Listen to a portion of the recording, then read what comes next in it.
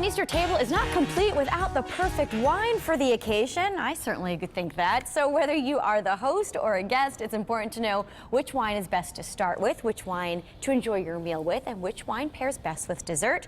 Our buddy, the wine guy, Gary Grenner, is going to break it all down for us.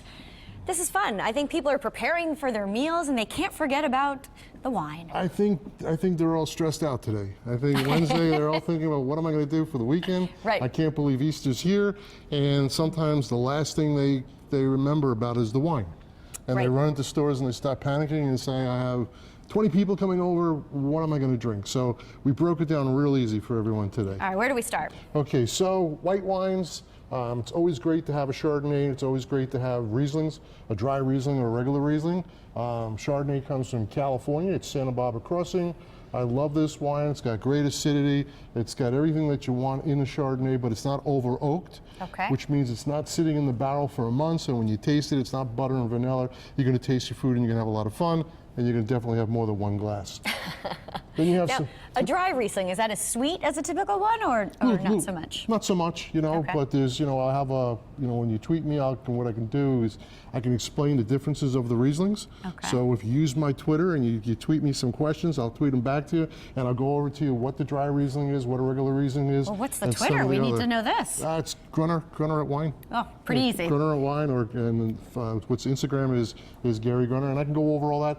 Rieslings are great. You can have actually the Riesling, you know, the Chardonnay and the Riesling is great for appetizers, but you could do the Riesling for dinner.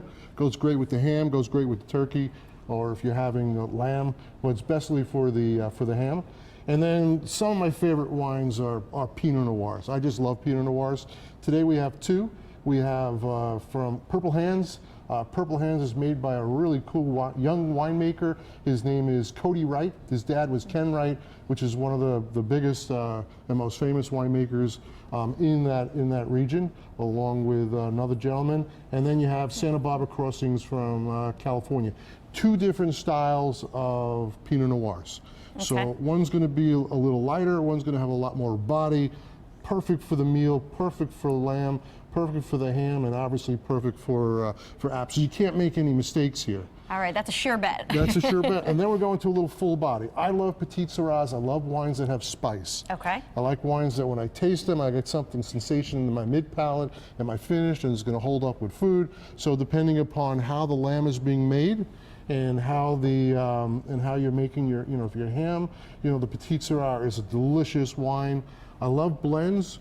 This is McNabb, actually, Petite Sirah, one of my favorites. Rare Red is a blend of Zinfandel Petite Sirah, Petit Verdot, and Merlot. So it's going to be built up. You know, it's going to stay with the food that you're eating. And then you have two Donatis. You have a Merlot, which everyone loves Merlot. Forget about the movie Sideways. Everyone loves Merlot. And then we have our classic Cab.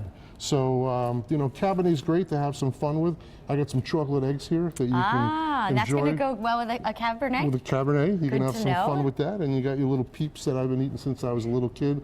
So I actually have a pairing for all different flavors of peeps. Last night I probably spent $30 on different peeps. Trying it all out. Trying it all out, pairing with the wines. It was the greatest high sugar wine tasting I ever had in my entire life. It was a lot of fun. That? So the goal here was selection of wines that are available in Connecticut. And you can't go wrong with any of these wines for your meal.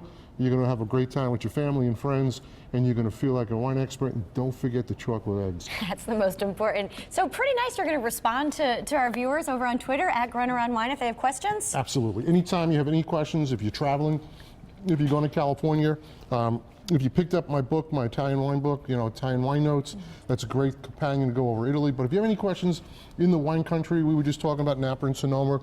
If you're going over there, I'd be more than happy. And if you have any questions, you know, if you're stuck on a food and wine pairing, just give me a tweet and I'll tweet back to you. I'm definitely going to do that.